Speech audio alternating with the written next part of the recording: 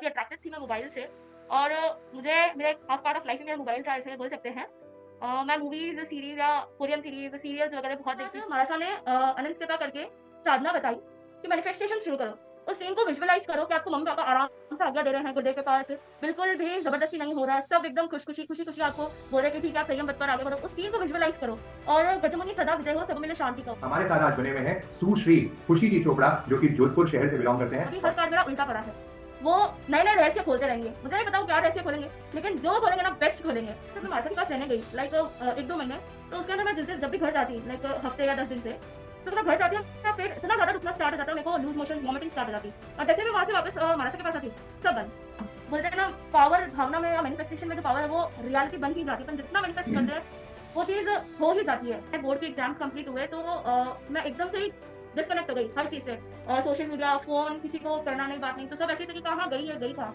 कहीं एक आधी मतलब कोई जैन फंक्शन में मिल जाना होता था तो बोलते भाई तू लाइव भी है या नहीं? बहुत लोग तो सब कुछ करते हैं, लेकिन नो एप्रिसिएशन, नो सैटिस्फैक्शन, वही भागा-दौड़, वही टेंशन वाली लाइफ़, डिप्रेशन वाली लाइफ़ क्या है?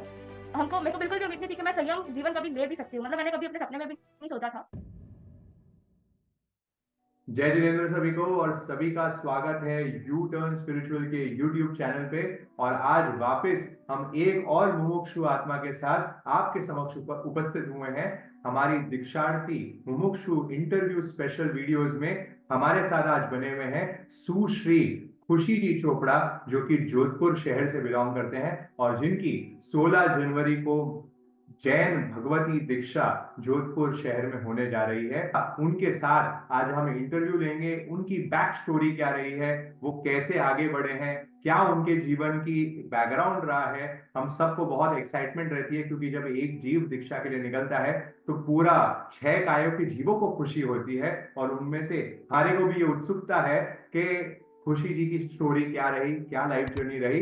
ऐसे ही और बहुत सारे वीडियोस, ऐसे ही और बहुत सारे मुमुक्षु आत्माओं के इंटरव्यूज को सुनने के लिए आप हमारे यू टर्न स्पिरिचुअल के यूट्यूब चैनल पे जाएंगे और वहां पे आपको मुमुक्षु इंटरव्यू प्लेलिस्ट में जाके आपको मुमुक्षु इंटरव्यूज के एक प्रॉपर प्लेलिस्ट मिलेगी। वहां पे बहुत सारे ऐसे वैराग्यपूर्ण कहानियां आपके सामने है जिनको देख के हम सब इंस्पिरेशन ले सकते हैं। आप जरूर इस इंटरव्यू को भी जब आप देख पाओगे उसके बाद आप कमेंट सेक्शन में कमेंट जरूर करना कि आपको ये वीडियो कैसा लगा, कैसे आपको इनकी स्टोरी लगी है। और इस वीडियो को ज्यादा से ज्यादा लोगों तक शेयर करने की जो कार्य है वो भी आपके ही जिम्मे है क्योंकि ये भी एक जिन शासन की बहुत बड़ी प्रभावना है। क्या मालूम खुशी जी चोपड़ा की स्टोरी से कोई जीव, एक जीव भी जग जाए और उसको भी ऐसी वैराग्य की भावना उमड़ के बाहर आ जाए।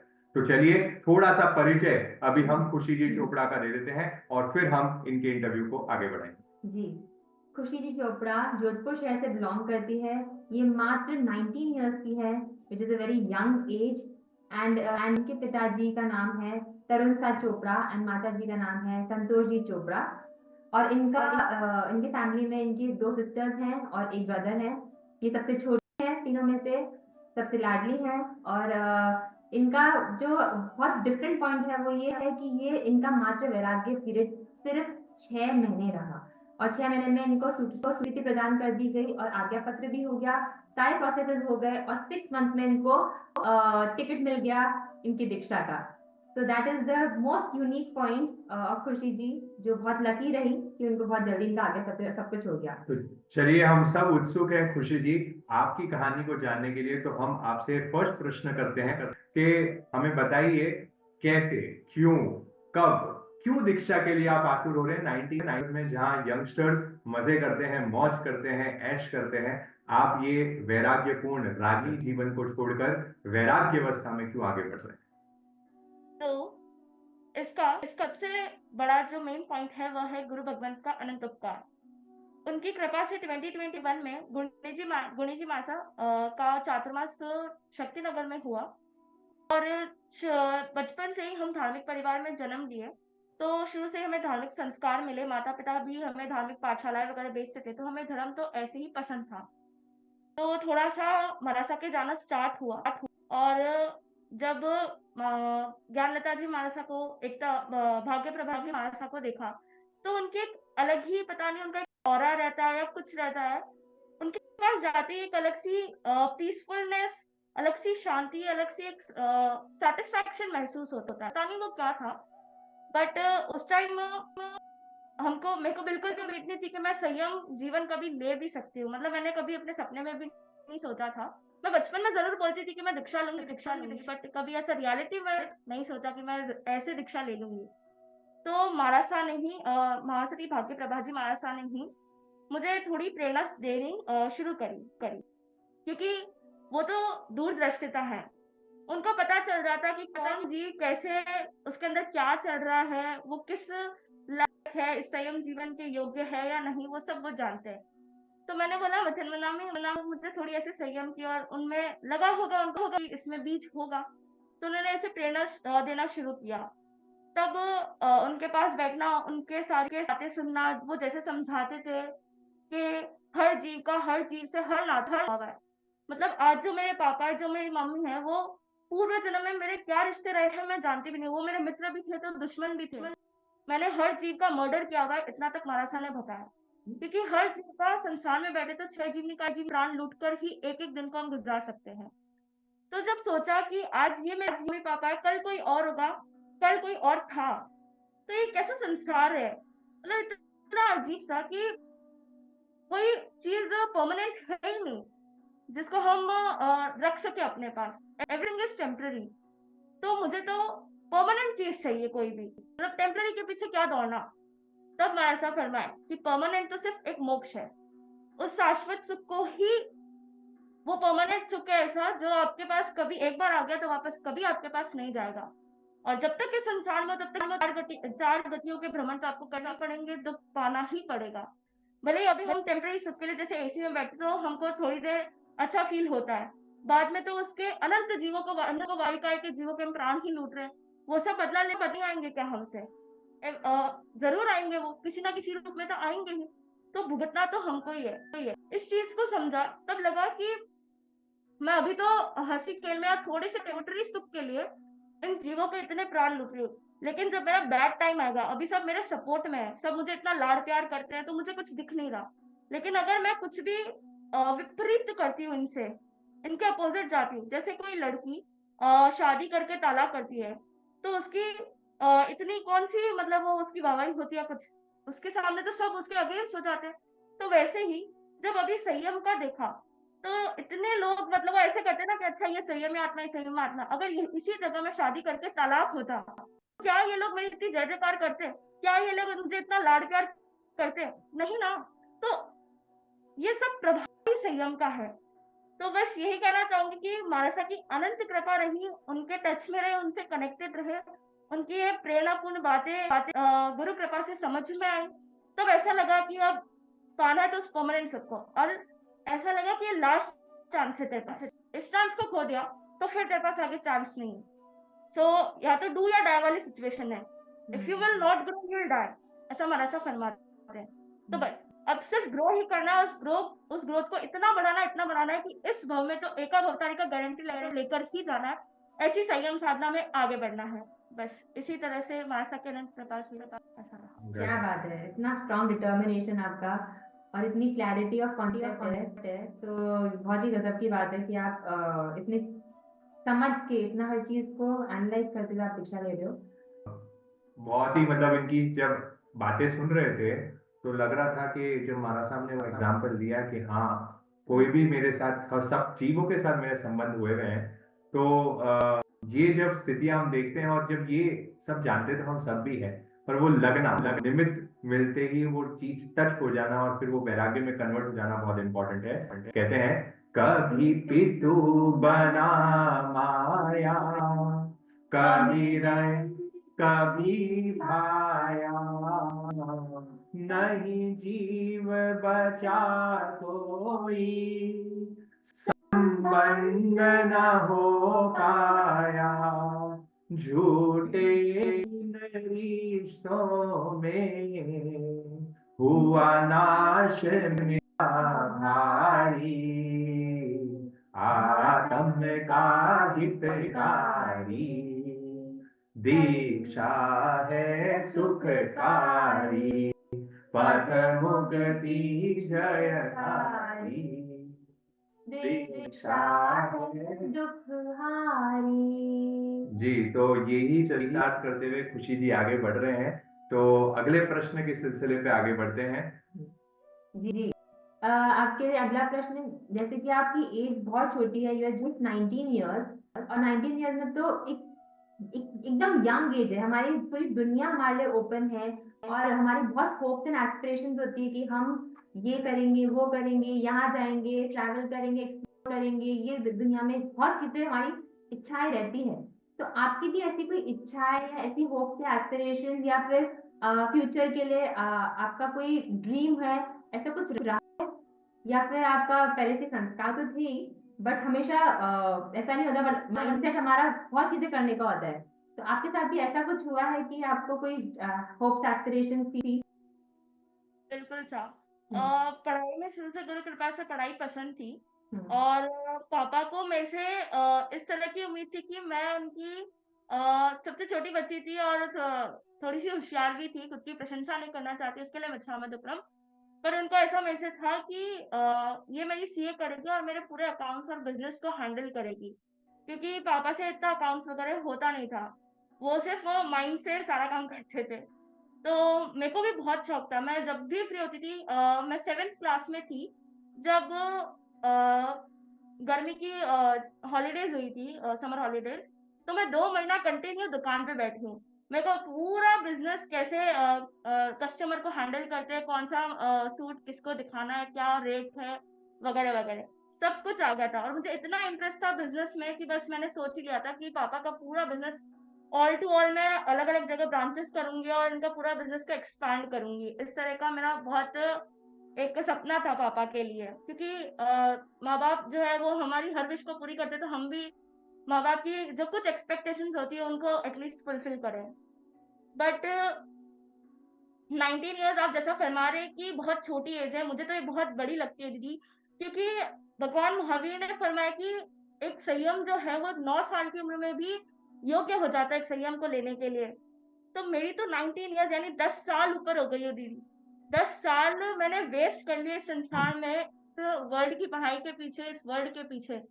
अब तो मैं, अब अगर अभी नहीं लिया ना, जैसे आप फरमा रहे थे ना कि आपको वो शौक नहीं थे क्या? मुझे वो शौक थे। मैं धरती पे मैं आसमान में उड़ना चाहती थी, पर मैं इस भोग धरती को छोड़ना भी नहीं चाहती थी। मेरी स्थिति ऐसी थी। मतलब मुझे आके फ़ोन वगैरह, मूवीज़ और खाना-पीना बहुत शौक था। बट वो बोलते हैं ना, एक जादू ही होता है गुरु कृपा में। मेरे साथ तो पूरा जादू ही हुआ है। पता नहीं उनके सानिध्य में जाने से कैसे उनके वाइब्रेशन से वो जैसा फरमाते हैं वैसा हो जाता। क्योंकि मुझ में करने की कोई क्षमता नहीं है। वो जैसा फरमाते हैं, वो उसके साथ शक्ति भी देते थे वैसा करने की। तो उनकी शक्ति से, उनकी कृपा से ही सब होता रहा। और अगर मैं जितना जल्दी संयम लूँगी, उतना ज़्यादा मुझे एक्सपीरियंस मिलेगा, उतना ज़्यादा मैं साधना कर सकती हूँ, उतना ज़्यादा मैं अपने कर्मों को खपा सकती हूँ। हम्म, क्योंकि जैसे पहले के भव तो बहुत लॉन्ग, जैसे करोड़ पूर्व की आयुष्य के होते थे और थे। इसमें तो हमें मैक्सिमम 50 टू 60 इयर्स मिले हैं। उस 50 टू 60 इयर्स में इतनी साधना, मतलब कम टाइम में भी ज़्यादा साधना करके हम एकावतारी बन सकते हैं। अगर डायरेक्ट मोक्ष नहीं जा सकते, तो एकावतारी तो एटलीस्ट बन ही सकते हैं। तो कम टाइम में भी ज़्यादा साधना करके, और जैसे पंचम आ रहा है तो दुःख ज़्यादा है, तो जितने ज़्यादा दुःख सहेंगे, उतने ज़्यादा कर्मों की निर्जरा होगी। तो इसीलिए ये छोटी एज तो नहीं है, मैं मानती हूँ, बहुत बड़ी एज है। जैसे हम देखते हैं श्रद्धेय भगवंत, गुरु भगवंत 9-9 साल, 10-10 साल, 11-13 साल में दीक्षित हो गए। धन्य है उनको, हम तो बहुत बड़े हो गए। उनको धन्य जो इतनी छोटी उम्र में पढ़ाई छोड़ के, पढ़ाई को कोई मैटर नहीं दिया। मुझे वैराग्य 11th क्लास में ही, मैं महाराष्ट्र से जुड़ी तो मुझे आ गया था। हम्म, लेकिन मेरे में इतनी हिम्मत नहीं थी, मैं इतनी काबिल या कुछ भी बोल सकते हैं, कि मेरे में पुरुषार्थ की कमी थी कि मैं नहीं छोड़ पाई पढ़ाई, और मैंने 11th-12th कंप्लीट किया। उसके बाद मैं महाराष्ट्र के पास रहने गई। संसार की पढ़ाई तो मुझे ऐसा लगता है अज्ञानी है, उसका एक भी। इसका एक प्रसंग हुआ था मेरे साथ। पापा बोले कि मैंने कॉलेज के फॉर्म्स भर दिए थे। मतलब मुझसे ज़बरदस्ती भरवाए गए थे, मेरी इच्छा बिल्कुल भी नहीं थी। लेकिन एग्ज़ाम के 1 दिन पहले, जब मेरे को ये पता चला कि मेरा अगले दिन एग्ज़ाम है, तो मानसा को मैंने ये बताया कि मानसा एग्ज़ाम है और अब क्या करना है? मम्मी बोल रहे हैं कि एग्ज़ाम देना ही है। तो मानसा बोले कि आप खुद क्लियर कर लो कि अगर आपको 99% भी पढ़ाई नहीं करनी है ना, तो पढ़ाई मत छोड़ना। 100% जब अंदर से आवाज़ आ जाए कि पढ़ाई करनी ही नहीं है वो, मुझे तो सिर्फ़ ये ज्ञान की प्रभु की वाणी को पढ़ना है, उनकी वाणी को जीना है। जब ये आ जाए ना, तब उस पढ़ाई को छोड़ना। 1% भी अगर इच्छा हो ना कोई टटोल के देखना, तो वो उस पढ़ाई को मत छोड़ना। तब उन्होंने बोला कि एक एकांत में 15 मिनट ध्यान करके और अंदर से एक आवाज़ अंदर से पूछो कि आपकी एक्चुअल इच्छा क्या है? पढ़ाई करने की है या नहीं? तब गुरु हस्ती से पूछा कि बनते, मैं तो नहीं जानती, लेकिन आप सब कुछ जानते हो मेरा। मेरे 1% भी इच्छा है क्या अंदर कि मैं उस पढ़ाई को करूँ? तब अंदर से आवाज़ आई, अब उस पढ़ाई को तो हाथ भी नहीं लगाना, उसको करनी ही नहीं है। उससे तेरा संसार बढ़ेगा, तुझे तो संसार को सीमित करना है। तब गुरु कृपा से इतना वो अंदर एक कॉन्फिडेंस आ गया कि नहीं, अब मैं घर जाके कुछ भी कर सकती हूँ। महाराज साहब ऐसा फरमाए थे कि अगर हम किसी भी चीज़ को अंतर्दिल से नहीं करना चाहते ना, तो पूरी कायनात भी उसे हमसे नहीं करवा सकती है। बस वही था, फिर उस दिन घर गए और मम्मी-पापा को समझाया। बिल्कुल भी उम्मीद नहीं थी क्योंकि मैं बहुत दिन से ट्राई कर रही थी, मेरे से फॉर्म ज़बरदस्ती इसीलिए भरवाया था कि मैं हार गई थी उनके सामने। बट उस दिन तो गुरुदेव की माला फेरी, महाराज साहब का आशीर्वाद लिया और खूब मैत्री और विनय भाव से उनके चरणों में गई और बोला कि जिस पढ़ाई को मेरे को करना ही है, जिसको छोड़ना ही है, चाहे 1 साल बाद छोड़ूँ, 2 साल बाद छोड़ूँ, तो उसको करनी ही क्यों? उसको अभी छोड़ने में सार है। उस उतने पीरियड में मैं इस ज्ञान को पढ़ लूँगी, इस ज्ञान को अर्जित कर लूँगी तो मेरा ही अ, उसमें प्रॉफ़िट है। तब पहले तो नहीं माने, फिर सो गए सब जने। 2 घंटे इसका टॉपिक डिस्कशन चला। 10:30 हो गए, अगले दिन पेपर। मन में हलचल थी कि अगले दिन कहीं मुझे भेजना दे, मेरा काम तो हुआ नहीं अभी तक। फिर गुरुदेव को याद किया और गई। उनके चरणों में सिर रखा और बोला कि सिर्फ मेरी एक ही इच्छा है, अगर आप मुझे कल एग्ज़ाम देने भेज भी देंगे, तो उस वो कॉपी खाली रहेगी। मेरे हाथ से पेन उस पे चलेगा भी नहीं। अगर आपको मुझे खाली कॉपी सिर्फ उसके सामने बिठाना है, तो आपकी इच्छा है, क्योंकि मेरी 1% भी इच्छा नहीं है, मेरी अंतरात्मा रोएगी अगर वो पेन चलेगा उस कॉपी पर तो। और मैं बिल्कुल भी अपनी अंतरात्मा को रुलाना नहीं चाहती। तो इस तरह से गुरु कृपा से जो उन्होंने बुलवाया, गुरु हस्ती ने वो बोला और पता नहीं क्या जादू हुआ, अचानक से थोड़ा-सा इमोशनल हो गए और बोला कि ठीक है, अगर तेरे को पढ़ाई नहीं करनी तो तेरी इच्छा, देख ले। तब एक अंदर से इतनी खुशी हुई, मतलब वो खुशी मैंने बोला 2 घंटे पहले भी यही समझा और अभी एक विनय और प्रेम तो ऐसी चीज़ है जो मैंने हर चीज़ अगर आज मैं यहाँ तक पहुँची हूँ, तो सिर्फ़ विनय और प्रेम की वज़ह से। पूरे संसार को जीता जा सकता है, मैं ऐसा मानती हूँ विनय और प्रेम से। तो बस उसी विनय और प्रेम से मान गए और मेरी पढ़ाई छुड़वा दी। बहुत उपकार रहा है कि वो इतना जल्दी मान गए, कुछ भी मेरे से ज़्यादा परीक्षा वगैरह नहीं ली। सब उनका अनंत उपकार, गुरु भगवंत का अनंत उपकार रहा। तो जैसे खुशी जी अभी आप बता रहे हैं और आपने आपकी काफी जो ऑब्स्टैकल्स थे वो भी काफी कवर कर ही लिए हैं, क्योंकि वो हमारा अगला प्रश्न होता। पर क्योंकि आपके पारिवारिक संस्कार चोपड़ा परिवार के काफी स्ट्रॉन्ग रहे हैं, आपके बचपन से ही जोधपुर वैसे भी तीर्थ हमारा शहर है जहाँ पे समो शरण जैसा माहौल बना ही रहता है, और वहां भी चोपड़ा परिवार में बहुत अधिक धर्म ध्यान का प्रचलन है ही। तो वो संस्कार तो थे, वो पारिवारिक संस्कार थे, पर फिर भी जब आपने उनको ऐसी स्थितियां बताई कि मेरे को दीक्षा का मन है, जब आपका ये आपके परिवार के सामने प्रकट करना हुआ, तब उनका रिएक्शन क्या था? और उनका आपके परिवार का, स्पेशली जो आपके इमीडिएट थे, आपके भाई बहन पापा मम्मी, और साथ में जो हमारा समाज और जो आसपास का परिवार था, उनके भी क्या रिएक्शन थे, वो भी आप थोड़ा हमें बताने की कृपा करें। 11th ऑफ नवंबर 2023 सुबह जब ध्यान कर रही थी, तब गुरुदेव ने, महाराजा ने, चॉइस तीर्थंकर देव ने मुझे गिफ्ट दिया। इतने उत्कृष्ट भाव आए संयम के प्रति कि अब असंयम में तो रहना ही नहीं है। इस भव में चौमासा एंड होने वाला है, तूने इस चातुर्मास में क्या किया? इतना असंयम में रही, इतने समय तू संयम में रह सकती थी। अब तूने सीख लिया, जो बेसिक चीजें थी वो आनी थी, वो तुझे पता चल गई है। तो अब असंयम में नहीं रहना है, क्योंकि गुरुजी महाराज का विहार होने वाला है, और एक बार विहार हो गया तो मुझे गुरुदेव का सानिध्य नहीं मिलेगा। और मेरी एक ऐसी बचपन से तो क्या, जब से दीक्षा के वैराग्य के भाव आए, तब एक था कि मुझे गुरुदेव के मुखारविंद से ही दीक्षा पछकनी है। तो मुझे गुरुदेव का सानिध्य नहीं मिलता अगर महाराज साहब का विहार हो जाता, और मेरे पास बहुत कम टाइम था कि मैं घर वालों को मनाऊं। तब उस दिन उस ध्यान में मुझे गुरु कृपा से इतने इतने इतने उत्कृष्ट अध्यवसाय आए। उस टाइम महासती भाग्य प्रभा जी महाराज साहब के 9 दिन की साधना चल रही थी, मौन साधना दिवाली पे वो हर साल करते हैं। तो उसमें मैंने महाराज साहब को जाकर बताया कि मथिना में आज सुबह इस तरह से ऐसे ऐसे भाव आए। तो महाराज साहब ने बोला, मौन था लेकिन लिख लिख कर ही उन्होंने अनंत कृपा करवाई। मैंने बोला, इस टॉपिक को घर पे छेड़ना चाहिए क्या अभी, क्योंकि अगर महाराज साहब की तरफ से परमिशन नहीं मिलती तो फिर मैं क्या करती छेड़ के। तो महाराज साहब ने बोला, आपके घर में इतना टफ नहीं लगता केस कि आपको इतनी डिफिकल्टीज आएंगी, क्योंकि धार्मिक परिवार था, श्रद्धालु परिवार था गुरुदेव के प्रति। तो महाराज साहब ने बोला, एक बार बात छेड़ के देख लो, क्योंकि अगले दिन भाई दूज था और मैं घर जाने वाली थी।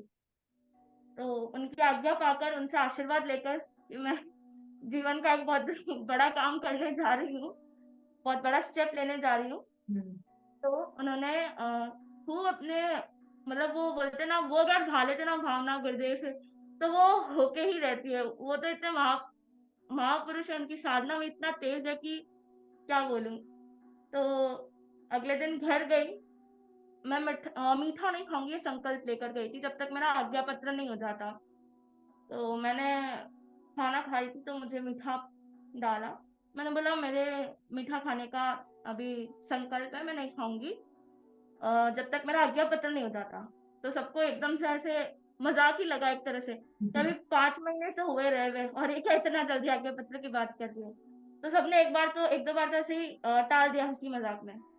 फिर मैंने बोला कि मैं नहीं खाऊंगी मीठा, मेरे तो त्याग ही है, और मेरे को आज्ञा पत्र मिले बिना मैं कुछ भी नहीं, आप मुझे बिल्कुल भी फोर्स मत करना। तब पापा को ऐसा लगा कि ये क्या सच्ची बोल रही है क्या।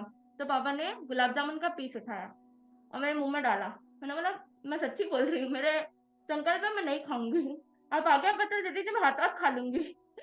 तब उन्होंने जबरदस्ती मेरे कि नहीं अब तो तुझे खाना ही पड़ेगा। वो 15 मिनट उस पीस को हाथ में लेकर बैठे रहे। मैंने बोला, नहीं पापा आप खा लीजिए, मेरे को नहीं खाना। एक संकल्प है तो है, क्योंकि अगर मैं खुद से ही युद्ध नहीं करूंगी, ये आपका दिल दुखाने की बात नहीं, अगर खुद से युद्ध नहीं करूंगी, खुद के कर्मों से नहीं लड़ूंगी, तो मेरी निर्जरा कैसे होगी, मेरे जो अंतराय कर्म है वो कैसे कटेंगे। तब मैंने नहीं खाया तो नहीं खाया, उन्होंने जबरदस्ती मुंह में डाला, तो उसको मैंने रख दिया निकाल के। तब अगले दिन पापा गए महाराज साहब के पास और इस तरह से बोले। वो बिल्कुल भी हमको ऐसे दुखी नहीं देखना चाहते, या ऐसा है होता है माँ बाप का कि कोई भी अपने बच्चे को ऐसे नहीं देख पाता। तो बोले कि ये इतनी सी बात नहीं मानती तो इसको दीक्षा के लिए कैसे आज्ञा दे दूं, अगर वे यहाँ पे बात नहीं मान रही तो आपके यहाँ क्या बात मानेंगी। तब महाराज ने फरमाया कि ये तो अपनी परीक्षा दे रही थी और वो परीक्षा में पास भी हो गई है। अब आपको ही देखना है कि ये तो इसकी दृढ़ता दिखा रही थी, आपको इसकी दृढ़ता देखनी चाहिए, ये नहीं कि इसने खाया नहीं, ये मैटर नहीं करता, ये कितनी दृढ़ रही उसको मैटर करता है वो। तब वो थोड़ा एक बार के लिए तो समझे और इमोशनल हो गए। लेकिन मेरा ऐसा टारगेट था कि मेरे को 19 नवंबर तक मुझे मेरा आज्ञा पत्र करवा देना। गुरुदेव की दीक्षा दिवस था, बड़े गुरुदेव का, तो उनके चरणों में गिफ्ट के रूप में। बट शायद प्रभु ने कुछ कमी थी मेरे में, ऐसे तो बहुत कमियां हैं बट संयम की योग्यता नहीं थी, या कुछ कमियां रह रही थी, कुछ गलतियां हो रही थी, कुछ भी कह सकते हैं, कभी कुछ पुरुषार्थ की कमी थी, इसीलिए मेरा उस दिन नहीं हुआ। एक बार तो ऐसा लगा पत्थर पर वो क्या बोलते ना, दिल पर पत्थर आके कि उस दिन नहीं हो पाया। उसके बाद महाराज ने अनंत कृपा करके साधना बताई कि मैनिफेस्टेशन शुरू करो। उस सीन को विजुअलाइज करो कि आपको मम्मी पापा आराम से आज्ञा दे रहे हैं गुरुदेव के पास, बिल्कुल भी जबरदस्ती नहीं हो रहा है, सब एकदम खुशी खुशी आपको बोल रहे हैं कि ठीक है आप संयम पथ पर आगे बढ़ो। उस सीन को विजुअलाइज करो और गजमुनि सदा विजय हो, सब मिले शांति कहो। ये माला तो मेरे लिए जैसे बोलते हैं ना मिराकल ही रही है, मेरे पूरे वैराग्य काल से लेकर आज दिन तक। एक कोई भी समस्या आती, मैं उस माला को फेरती और वो समझते हैं चुटकियों में ऐसे सलट जाती, पता ही नहीं चलता क्या हो गया अचानक से। क्या बात। तो उस माला को फेरना शुरू किया, मैत्री क्या करना है वो शुरू माला किया। वापस बताएंगे आप खुशी जी? क्या माला फेरते हैं आप? गजमुनि सदा विजय हो, सब मिल शांति कहो। अच्छा। ये श्रद्धेय प्रमोद मुनि जी महारासा ने महारासा को बताई थी और महारासा ने कृपा करके हमें बताई। जी। तो इस माला को फेरा, मैत्री दी खूब रोज घर वालों को कि वो सब मेरे लिए हाँ कर रहे हैं। इस तरह से सीन को विजुअलाइज किया, मैनिफेस्टेशन किया, 3 मनोरथ को विजुअलाइज किया।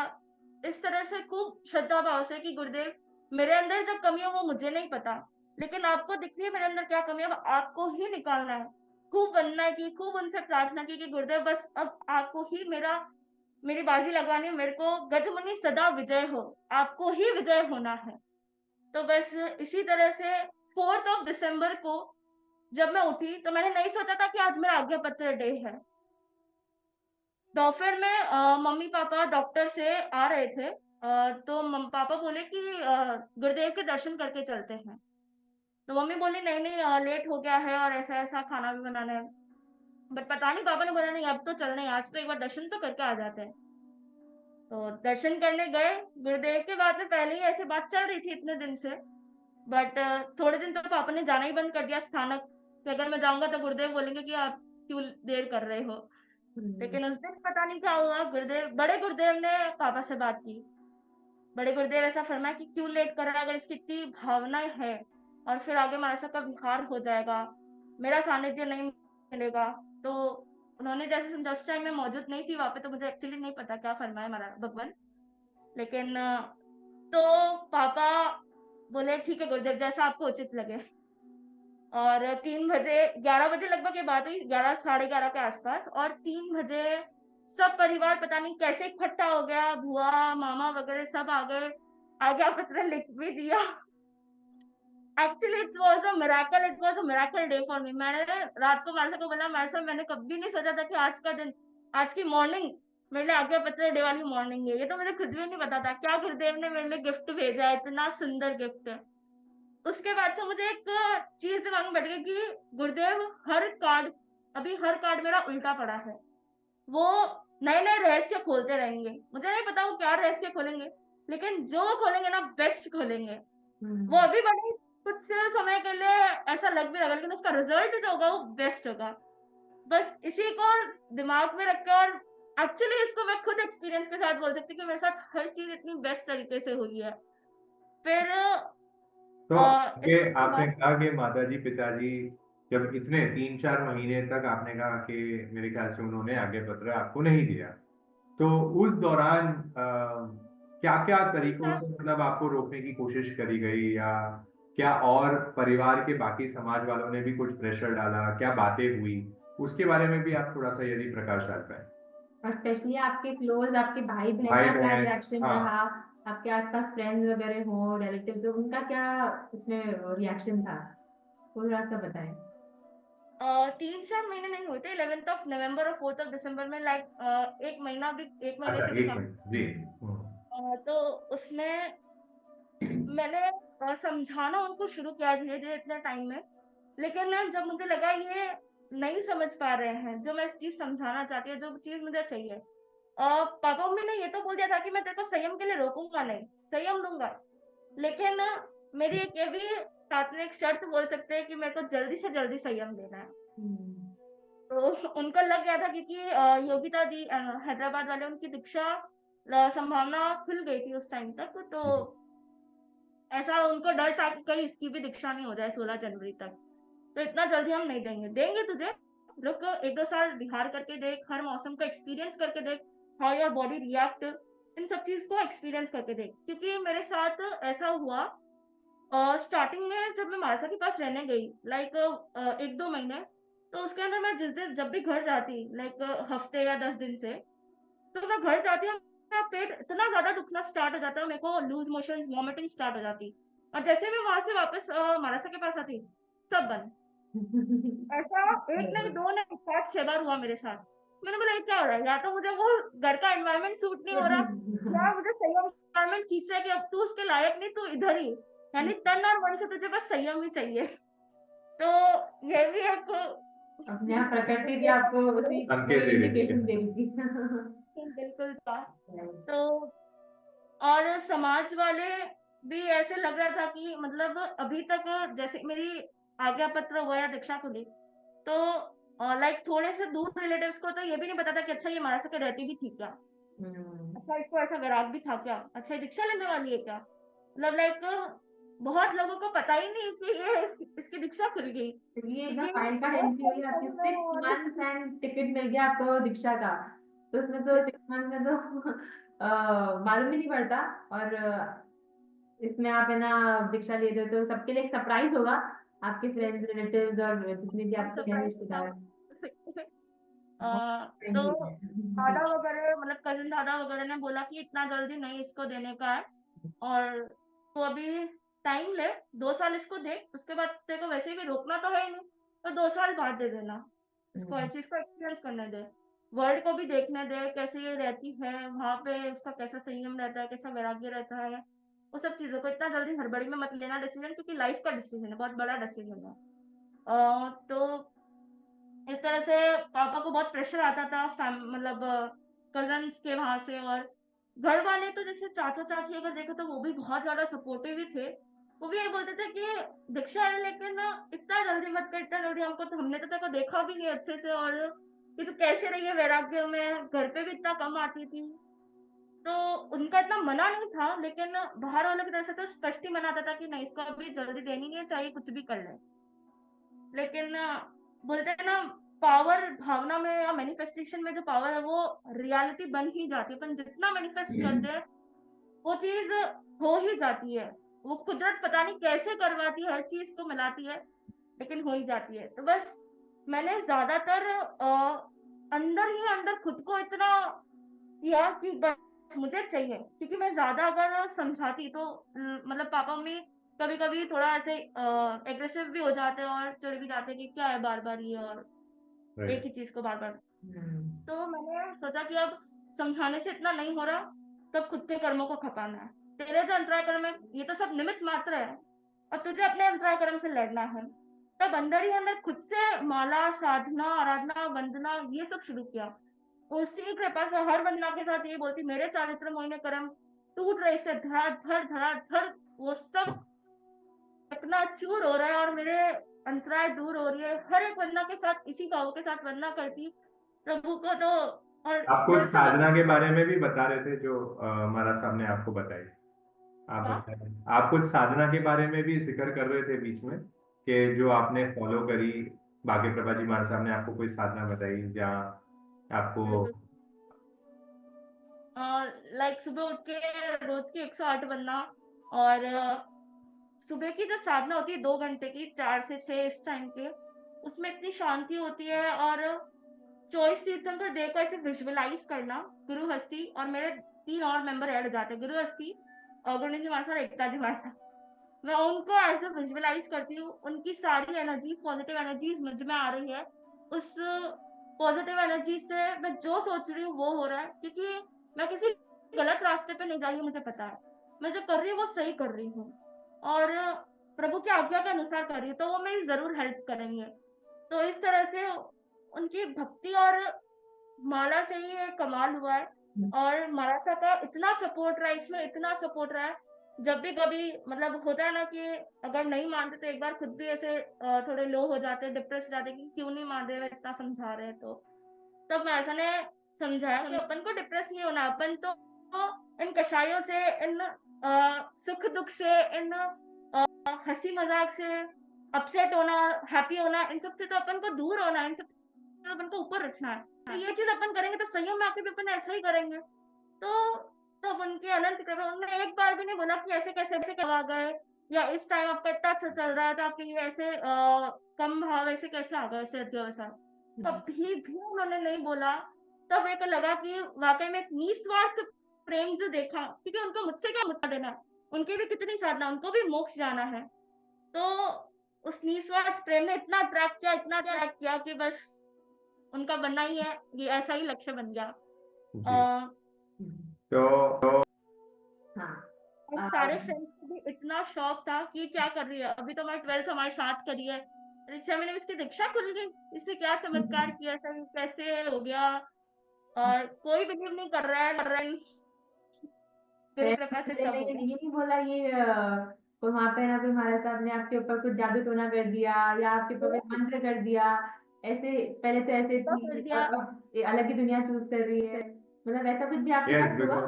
बिकॉज फ्रेंड्स का बहुत बड़ा रोल होता है और आपके भी डेफिनेटली फ्रेंड्स रहे और इस एज में नॉन जेन फ्रेंड्स भी हुए होंगे आपके बहुत सारे। तो उनका क्या रिस्पॉन्ड था और आज भी वो क्या आपके बारे में सोच रहे हैं, वो भी जरा बताइए। एक इसके साथ और भी है, मेरी एक बेस्ट फ्रेंड थी, जेन ही थी वो, लेकिन उसको ये सब चीजें नहीं पसंद थी। मेरे को 11th से वैराग आ गया था, तो 11th 12th वो मेरे साथ ही थी। तो मैं इतना ज्यादा मतलब उसको, एक स्कूलिंग लाइफ ट्यूशन लाइफ होती तो हम इतना ज्यादा एक्सप्रेस नहीं कर पाते कि हमारे अंदर क्या उस वैराग्य भाव को। हम्म, तो वो सोचती थी ये तो ऐसे ही बोल रही है और ठीक है हो जाएगा, ये इतना इस एनवायरनमेंट में रहेगी तो संयम से इसको हो जाएगा डिस्कनेक्टिविटी। लेकिन ना प्रभु ने भी ऐसा चमत्कार किया और मैं भी ऐसी थी कि मतलब उसकी बातों में आ जाती थी और मुझे ऐसा लगता था कि उसके साथ हूँ तो उसके बाद ही मैं उसको धर्म करूँ, मतलब वो जाने दो, उसके बाद अगर मैं फ्री होती थी तो फिर मैं धर्म करती थी। पता नहीं ऐसा था क्यों था। हम्म, तो प्रभु ने 12th होने के बाद वो अहमदाबाद चली गई। अब वो यहाँ है ही नहीं। तो मेरा एक जो था उससे, क्योंकि मेरा रोज मिलना होता था, रोज 1-2 घंटा लगभग बात होती थी। अब वो है नहीं। तो मेरा पूरा ध्यान मरासा के ऊपर था। और कि वो मुझे पीछे खींच रहा है थोड़ा-सा, कि अभी ऐसा-वैसा नहीं करना, तू अच्छे से पढ़ाई कर, फिर तेरे को जो करना है बड़ी हो जा थोड़ी फिर करना। मेरे को तो था, मेरे को तो बिल्कुल भी टाइम वेस्ट नहीं करना है। तो प्रभु ने उसको अपना भी अहमदाबाद भेज दिया। उसका पता नहीं कैसा था कैसा नहीं था। उसका था नहीं पहले, लेकिन वो शिफ्ट हो गई अहमदाबाद ही अब, इधर ही रहती है। तो ये भी रहा, और बाकी जो नॉन जेन फ्रेंड्स हैं, उनको तो ऐसा लगा कि ये होता क्या है और तू क्या कर रही है? अभी तो तू हमारे साथ थी ऐसे, ना मतलब खाना-पीना सब साथ में था और अचानक तू, क्योंकि जैसे ही हमारे बोर्ड के एग्ज़ाम्स कंप्लीट हुए तो मैं एकदम से ही डिस्कनेक्ट हो गई हर चीज़ से। सोशल मीडिया, फ़ोन, किसी को करना नहीं, बात नहीं, तो सब ऐसे ही थे कि कहाँ गई है, गई कहाँ? कहीं एक आधी मतलब कोई जैन फंक्शन में मिल जाना होता था तो बोलते भाई तू अ, लाइव भी है या नहीं नहीं। मैंने बोला हाँ यही हूँ मैं। तो किस दुनिया में रहती है, कोई फोन नहीं, कोई बात नहीं। मैंने बोला कि कुछ महाराजा के पास रहना हो रहा है और ऐसा ऐसा। तो बोला कहीं दीक्षा तो नहीं ले लेगी? मैंने बोला वो तो गुरु ही जानते, वो तो प्रभु जानते हैं। कि उस टाइम इतना इतना आपने डिस्क्लोज करने का नहीं था, क्योंकि जब तक कोई चीज अपने साथ हो नहीं जाती उसको डिस्क्लोज करने का कोई सेंस नहीं रहता है, मैं ऐसा मानती हूँ। फिर वो बातें बनती है ज्यादा और कोई सेंस नहीं रहता है।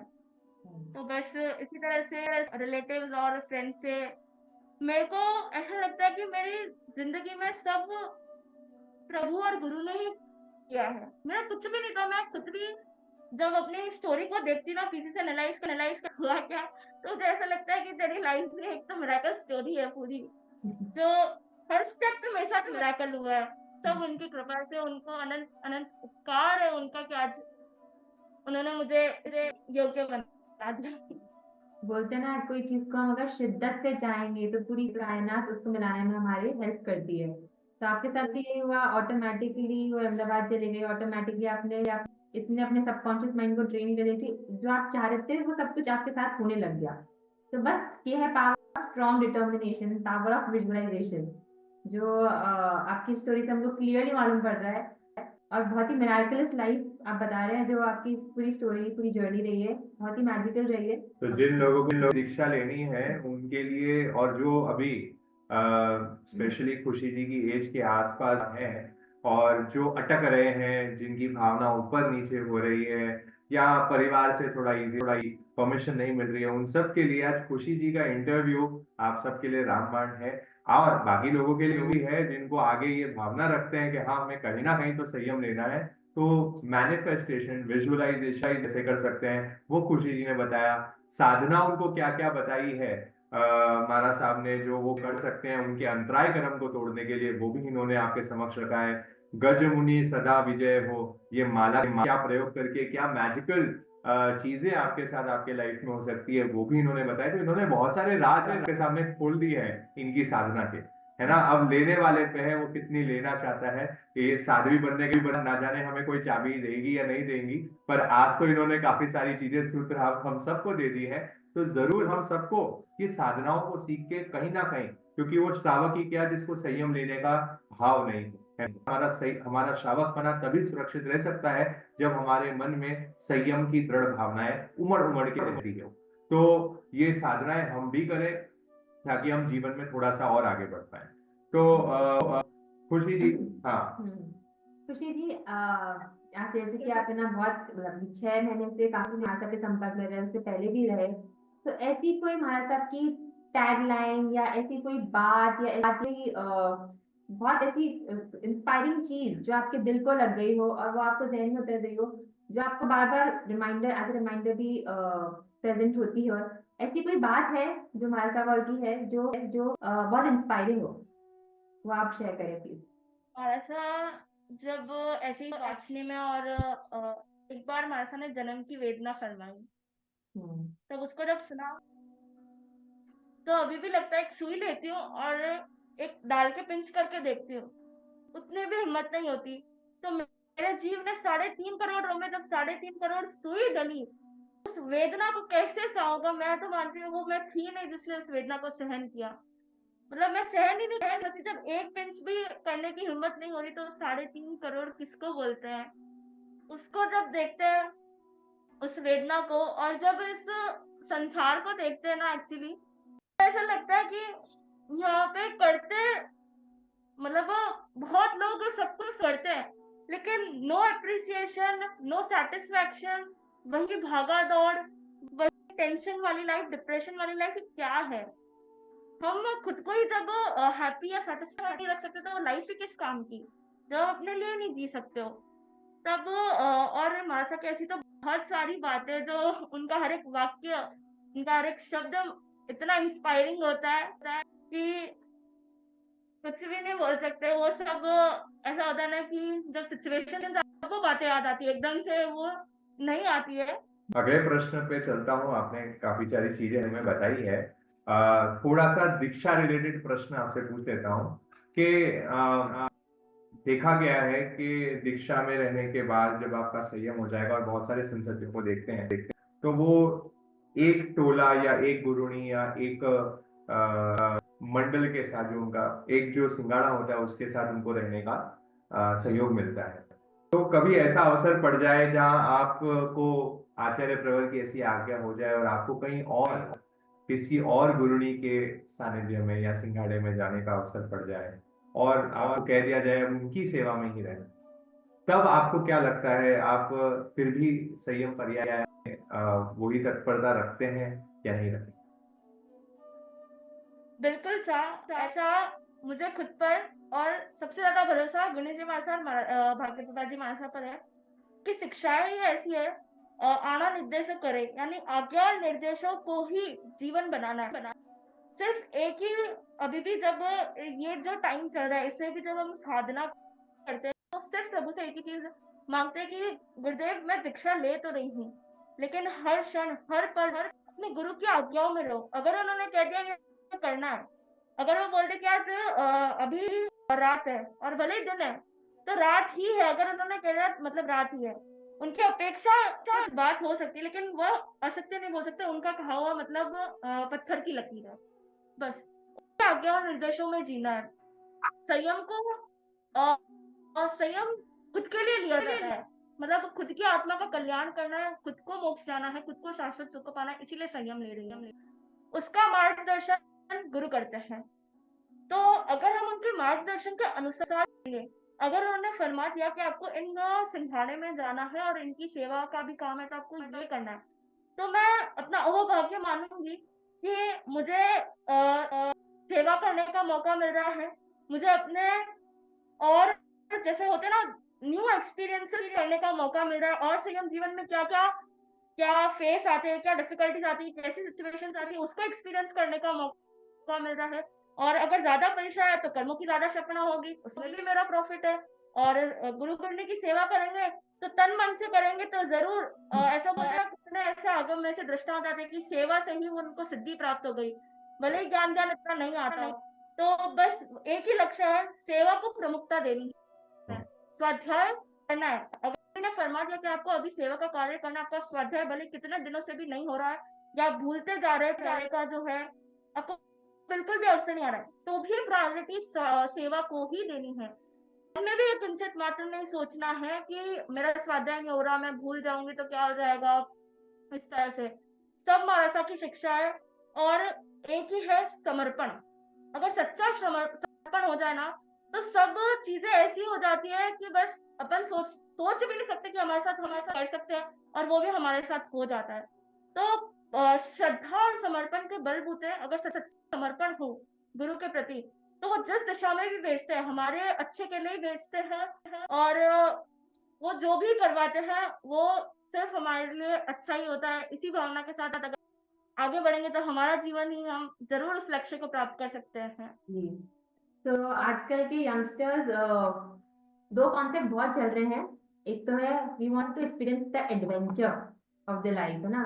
तो दीक्षा में भी खूब एडवेंचर होता है। जैसे आपने भी फरमाया कि आपको अगर ऐसा अपॉर्चुनिटी मिले, ऐसा कुछ चांस मिले, आप सोचेंगे दैट इट्स एन एडवेंचर, कुछ नया, कुछ चैलेंज ही मिलेगा आपको आगे। तो दीक्षा वाली लाइफ में भी आगे full of Diksha life is full of adventure, है ना? तो why not give it a try? मतलब हमको जैसे इंटर्नशिप करते हैं, जैसे हम और चीजें करते हैं, वैसे दीक्षा की लाइफ को एज एन एडवेंचर लेके उसकी भी इंटर्नशिप कर सकते हैं, राइट? बिल्कुल। तो I think this is for everyone. अगर किसी को भी ट्राई करना है तो वहां जाके 10 दिन हम रह सकते हैं और ये सो कॉल्ड एडवेंचर को ट्राई कर सकते हैं। और एक और कॉन्सेप्ट चलता है योलो का, that is you only own one. जैसे आपने बताया ये लाइफ एक ही है और इसके अंदर इतनी मेहनत करना है, इतना पुरुषार्थ करना है कि बस हमको एक भागीदारी बनना है, राइट? वैसे ही ये लाइफ जैसे बाहर की दुनिया में चलता है दैट खाओ पियो मजे करो, you only live once, enjoy and have full जितना भी आपको जो भी करना है, एक ही लाइफ मिले आपको, जो इसी लाइफ में करना है, आगे मिले ना मिले। तो वैसे ही ये खुशी जी के इंटरव्यू से भी हमको देखने को मिला कि एक ही अपॉर्चुनिटी मिली है, आगे पता नहीं जन्म मिले ना मिले, मनुष्य भाव मिले ना मिले, हमको आर्य क्षेत्र मिले ना मिले, हमको जिनवाणी सुनने का मौका मिले ना मिले, तो जो करना है हमको इसी भाव में करना है। और ऑलरेडी ये बोल रहे हैं कि 19 इयर्स इज ऑलरेडी लेट है इस पद को चूज करने के लिए। तो मतलब जो हम बड़े बड़े हैं वो तो हम सोचे कि हम तो बहुत ही लेट है, तो हम जितनी जल्दी इस पद को, इस सच्चाई को अपनाएंगे उतना हमारे लिए अच्छा होगा, because we only live one. और ये इंटर्नशिप करने के बाद, ये जो मैंने अभी बताया आपको, इंटर्नशिप और you live only once concept को अगर दिमाग में धार लेते हैं, तो इंटर्नशिप भी हमारी फुल टाइम जॉब बन सकती है, जो खुशी जी आगे लेने जा रही है। वो भी ऐसे ही पड़ी थी, वो भी कुछ दिन के लिए महाराज साहब की सेवा में आने की भावना रखी। और ये हमने बहुत सारे जो यंग जो दीक्षा लेने जा रहे हैं, ऐसे पहले भी जो इंटरव्यूज दिए उसमें ये देखा गया कि कुछ दिन के लिए एक्सपीरियंस करने जरूर जाते थे। तो जो भी यंगस्टर है जिनकी अभी तक शादी नहीं हुई है, उनसे ये एक बहुत हम सबको लर्निंग मिल रही है इन सबके इंटरव्यू से, कि एटलीस्ट हम एक्सपीरियंस तो करें, हम ट्राई तो करें इस पीरियड को, एटलीस्ट 10 दिन जाके उन गुरुनी और उन गुरुओं के समक्ष रहें और हमें मालूम पड़ेगा कि हाँ ये लाइफस्टाइल में होता क्या है। फिर आपका जैसा मन पड़े, नहीं लेनी है नहीं लेनी है, लेनी है लेनी है, पर एटलीस्ट हम संस्कारित तो हो ही जाएंगे, है ना? आपकी क्या फीलिंग रही खुशी जी जब आप अभी वैराग्य काल में रहे? इमोशनल कॉन्टेक्स्ट में पूछ रही हूँ, आपको अंदर से कैसे भाव आते थे उस टाइम पे? मतलब आप क्या फील करते थे? वैसा मतलब डिफिकल्ट रहेगा एक्सप्रेस करना, बस फिर भी चाहूंगी थोड़ा सा आप बताएं।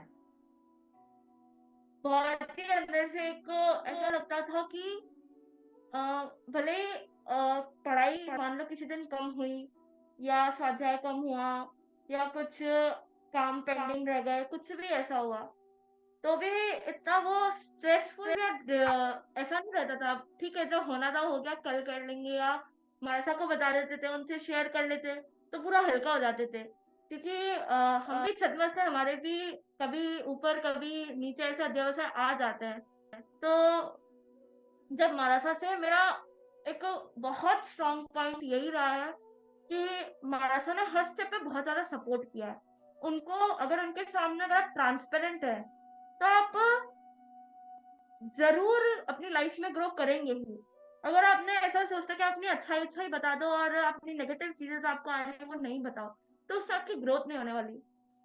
तो हम हमारी नेगेटिव चीज़ें ही मतलब ज़्यादा बताते थे, पॉज़िटिव तो हमारा सा है नहीं हमारे में कुछ, बस वो देख लेते तो वो बात अलग है। तो नेगेटिव चीज़ें ही ज़्यादा बताने का अवसर आया और वो जैसे-जैसे बताते हैं हम भी एक हेजिटेशन रहता था स्टार्टिंग में तो कि ऐसा कैसे बता दें एकदम और इतना ये तो ऐसा है। लेकिन महाराज ऐसा फरमाया कि अगर आप बताओगे नहीं अपनी प्रॉब्लम तो उसका सॉल्यूशन कैसे दूँगी? और अगर वही प्रॉब्लम अगर अभी तो छोटी है, अगर वो बड़े लेवल पे होती गई, तो फिर आपको आगे प्रॉब्लम आएगी। आगे दूसरी चीज़ों में आपको डिफिकल्टीज़ फेस करनी पड़ेगी। तो इससे अच्छा है कि बी ट्रांसपेरेंट। तो बस यही रहना धीरे-धीरे स्टार्ट किया उनको हर चीज़ बतानी शुरू की, बंदे आज इस तरह के अध्यवसाय आए मन में या ऐसा गलत विचार आया, भावना नहीं थी लेकिन आ जाते हैं क्योंकि पूर्व के संस्कार बने हुए, किसी भी कारण आ सकते हैं। तो मासा बोलता है कोई बात नहीं, ये कर लीजिए या ये कर लीजिए, मतलब वो कुछ ना कुछ उसका सॉल्यूशन देते थे, उस चीज़ को फॉलो करते। तो अपना आप ही वो चीज़ वापस धीरे-धीरे सही होने लग जाती है, वो चीज़ नेगेटिव चीज़ धीरे-धीरे पॉजिटिव होने लग जाती थी। तो ये चीज़ मुझे बहुत ऐसे अच्छी लगी कि इतना खुल के मैं अपने किसी के साथ नहीं रही, अपनी हर एक मन के विचार को बताना और उसका प्रॉपर सॉल्यूशन मिलना, वो प्रॉब्लम खत्म हो जाना, एक अलग ही फीलिंग होती थी उसकी, कि हुँ। चलो मैं जो भी कर रही हूँ, अच्छा कर रही हूँ, भले ही मेरे बुरे विचार आए, लेकिन अगर महाराजा को बताया, तो हम इतने हल्के हो जाते थे कि वो बुरा विचार ना हम पे बिल्कुल ऐसा लगता था कि ये इतना बड़ा विचार आया भी था, इतना गंदा विचार आया भी था क्या हमारे? लेकिन महाराजा तो सब यही उसको यही इम्पोर्टेंस होती है हमारे जीवन में एक गुरु की, एक मेंटोर की, जो हमें हमारे कैसे भी भावों को, हमारी कोई भी गलतियों को हम उनके समक्ष आके रख सकते हैं और उसका समाधान पा सकते हैं। तो वही हमारे, जहाँ जिसके जीवन में गुरु ही नहीं उसका जीवन शुरू ही नहीं। तो शुरुआत करने के लिए खुशी जी को ऐसे महान गुरुनी और गुरु मिल गए जिसकी वजह से इनका जीवन आगे बढ़ गया। अगले प्रश्न पे चलते हैं खुशी जी। आजकल देखा गया है कि यंगस्टर्स को specifically mobile, internet, social media का बहुत एडिक्शन रहता है। तो आप भी इसी एज के हैं, इसी जनरेशन के हैं, तो क्या मोबाइल से आप एकदम डिटैच रहे या कैसा, मतलब क्या था उसका आपका? डेफ़िनेटली मुझे भी मोबाइल बहुत ही पसंद था, बहुत ही अट्रैक्टेड थी मैं मोबाइल से और मुझे मेरा एक हाफ पार्ट ऑफ लाइफ़ ही मेरा मोबाइल था ऐसे बोल सकते हैं। मैं मूवीज़, सीरीज़ या कोरियन सीरीज़, सीरियल्स वग़ैरह बहुत देखती थी और एक बार होता है ना एक एपिसोड देखते हैं फिर दूसरे एपिसोड का क्रेज़ रहता है कि अगले एपिसोड में क्या होगा। तो हम्म। वो बना ही रहता था और उसके पीछे मेरे 2-2, 3-3, 4-4 घंटे भी पूरे हो जाते थे, मेरे को पता ही नहीं चलता था। तो इतना मैं ज़्यादा एडिक्टेड थी उसके पीछे। आई तो थिंक काफ़ी लोग रिलेट कर पा रहे हैं इस बात से। जो भी एपिसोड्स देखते हैं, जो भी सीरीज़ देखते हैं, दे कैन रिलेट कि वो जो चेन है सीरीज़ की एडिक्शन जो है हमारा, वो नेक्स्ट डे क्या होगा, नेक्स्ट एपिसोड में क्या होगा, वो साइकोलॉजिकली हमको बहुत प्ले कराती है चीज़ें। तो we all can relate with the thing which you are saying कि कहीं 2 घंटे, 3 घंटे, 4 घंटे ऐसे ही निकल जाते हैं सीरीज़ में और हमको कुछ मिलता भी नहीं है।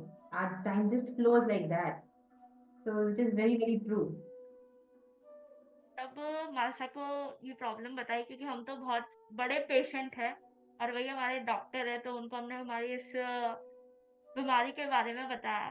बहुत बड़ी बीमारी है, हमारे साथ छूट ही नहीं रही, क्या करें? तब महाराज साहब ऐसा फरमाया कि ये मन तो ऐसा ही है। अनादिकाल के संस्कार ही इसके ऐसे रहे हुए हैं कि इसको ये सारी चीज़ें ही पसंद है। ये भोग दुनिया, ये विषय विकार, अट्रैक्शंस, वर्ल्डली अट्रैक्शंस, खाना-पीना, मौज-मस्ती इन्हीं चीज़ों में रहा है तो इसी को यही चीज़ें अट्रैक्ट करती है। तो आप जितना ज़्यादा उसको दोगे, ये आग में घी डालने के बराबर होगा। आप सोचते हो ना कि अभी देख लेते हैं, बाद में अगर टाइम मिला, नहीं मिला या बाद में तो छोड़ना ही है। अभी देख लो, तो आप उसमें आग में घी डालने का काम कर रहे हो। आपको और ज़्यादा इसका एक्साइटमेंट हो जाएगा कि आगे क्या होगा या मुझसे बहुत ज़्यादा टफ हो जाएगा अगर आप इसको अभी नहीं छोड़ना स्टार्ट करोगे।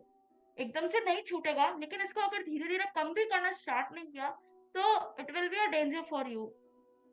तब ऐसा एक डिसाइड कर लिया कि तू जिस लाइफ में जा रही है, उस लाइफ में तो ये है ही नहीं है, तो फिर क्या करेगी?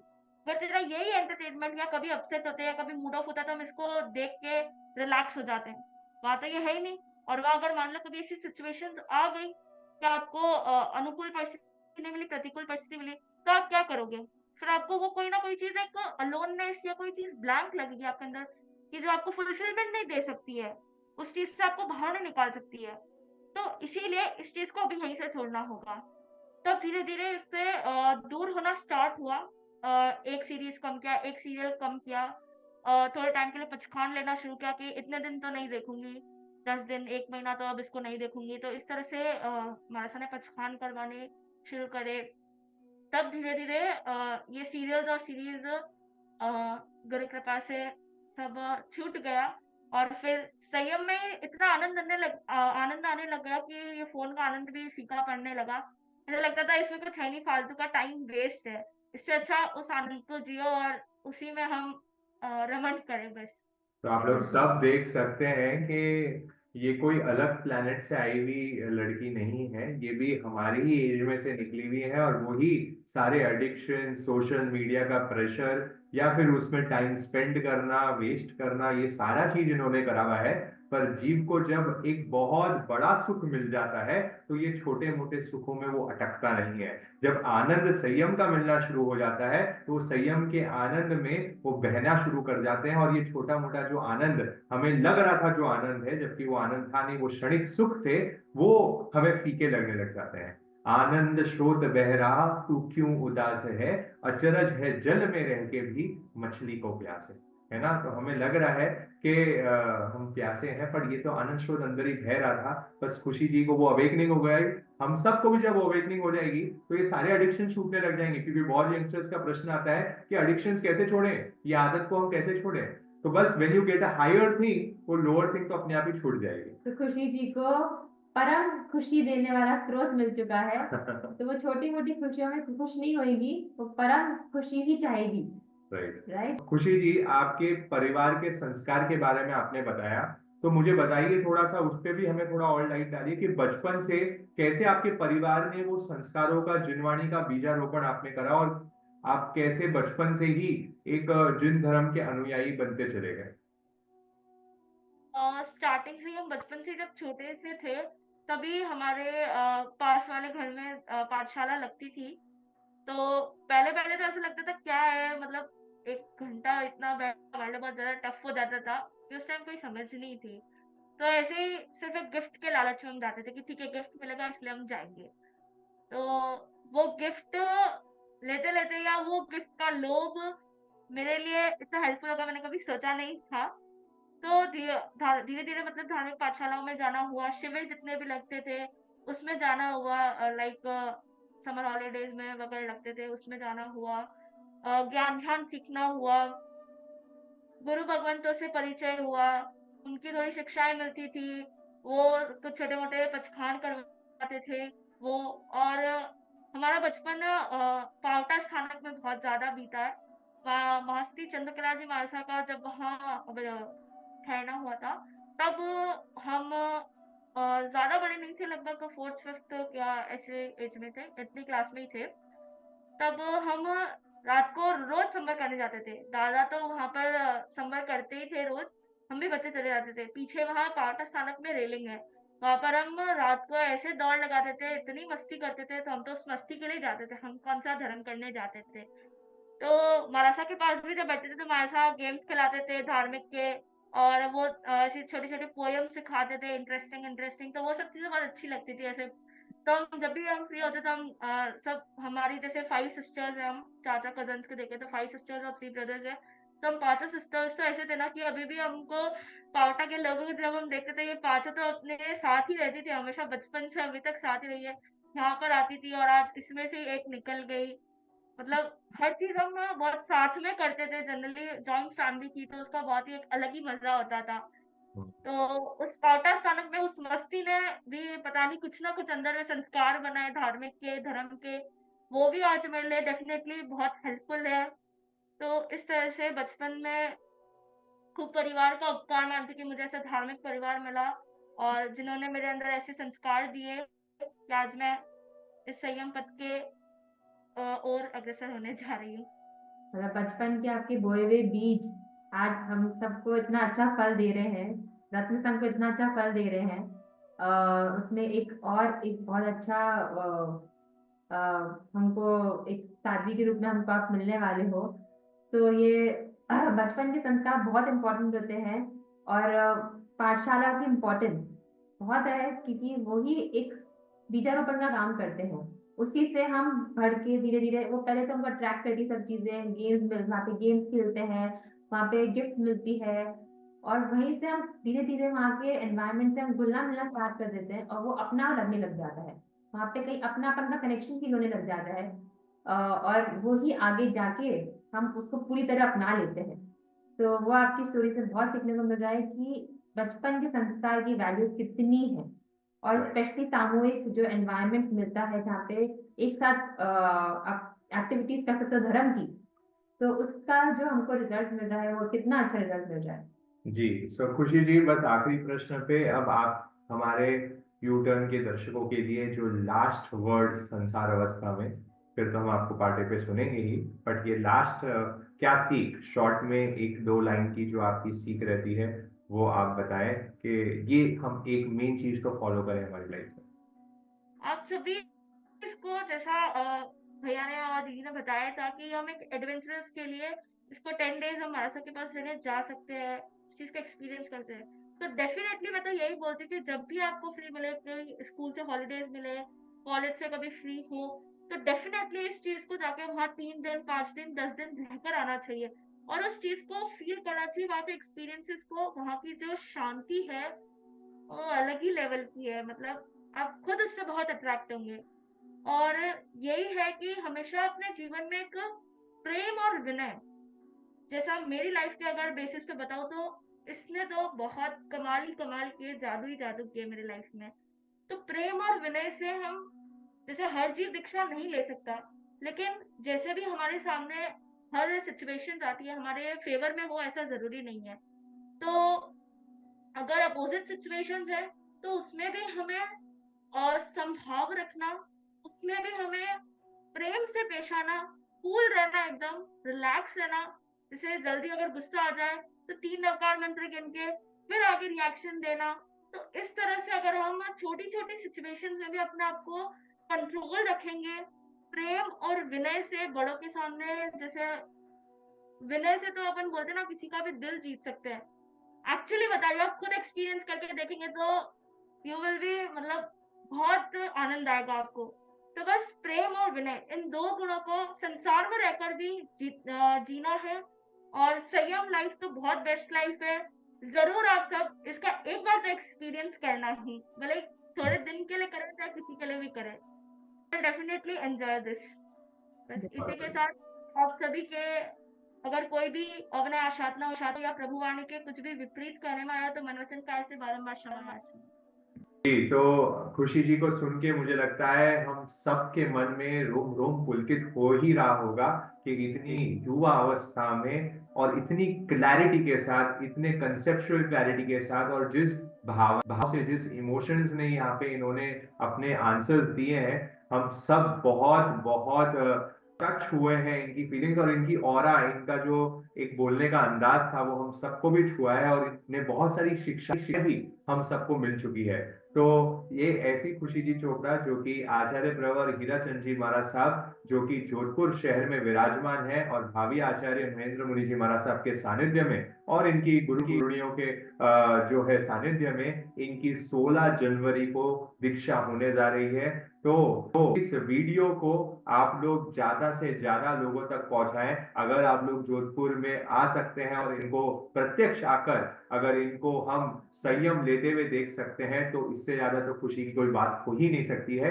जो लोग नहीं पहुंच पा रहे हैं वो एटलीस्ट इतना तो करेंगे ही कि इनकी स्टोरी तो जन जन तक पहुंचाते हैं, घर घर तक इनकी स्टोरी जरूर पहुंच जानी चाहिए कि खुशी जी चोपड़ा आखिर दीक्षा ले क्यों रही है, 19 साल में ऐसा क्या हुआ जिसको इनको प्रेरित होकर दीक्षा ले रही है। ये भी कर देंगे तो जिन शासन की महती प्रभावना का एक जो है काम आप लोग कर सकते हैं। तो जरूर इस वीडियो को लाइक भी करें, शेयर भी करें, और ऐसे हमारे यूटर्न स्पिरिचुअल के यूट्यूब चैनल को सब्सक्राइब भी जरूर करके रखें। हमने ऐसे बहुत सारे वीडियोस ऑलरेडी डाल चुके हैं, चाहे वो ज्ञान के हो, चाहे वो इंटरव्यूज के हो, चाहे वो छोटे क्लिपिंग्स हो।